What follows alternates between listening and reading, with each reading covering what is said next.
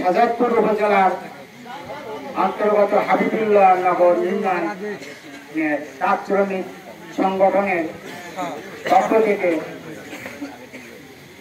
পহেলা মে দিবস আয়োজিত উদযাপন অনুষ্ঠানের সম্মানিত সভাপতি সাহেব, আরো উপস্থিত আছেন শাহজাদপুর উপজেলার শীর্ষ নেতাকর্মী এবং হাবিবুল্লাহ নগর ইউনিয়নের সংগঠনের সম্মানিত সদস্যবৃন্দ ও অন্যান্য সকলকে আমি আমার আন্তরিক অভিনন্দন জানাচ্ছি।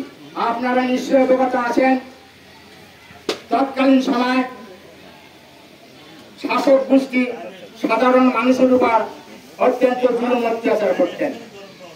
তাই বুদ্ধিজীবীগণ আমি জানতে পারছি, এখনো জানতে পারছি যে আমাদের শ্রমিক আন্দোলনের একমাত্র নেতা যিনি জননেতা হিসেবে পরিচিত তিনি হলেন মাওলানা আব্দুল হামিদ খান ভাসানী।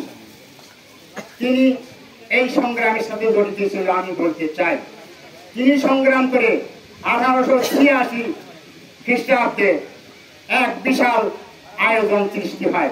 সেই আয়োজনের মধ্যে অনেক লোকের প্রাণ হানি হয়, অনেক রক্তক্ষরণের বিনিময়ে সেই দিনই ঘোষণা হয় অত্যন্ত অনিয়মের শ্রম থেকে এই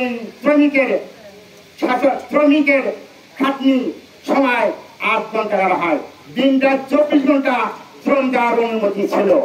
সেই দিনে আজকের এই দিনে পহেলা মে দিবস, এই দিনে এই শ্রমিক মুক্তি পাইল।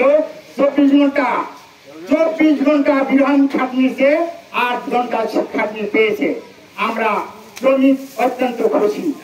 আমরা রতন গান্ধী হাবিবুল্লাহ ইউনিয়নের তাঁত শ্রমিক সংগঠনের মাধ্যমে এই মহান দিবস উদযাপিত করতে পেরে আমি নিজেকে অত্যন্ত গর্ববোধ করছি।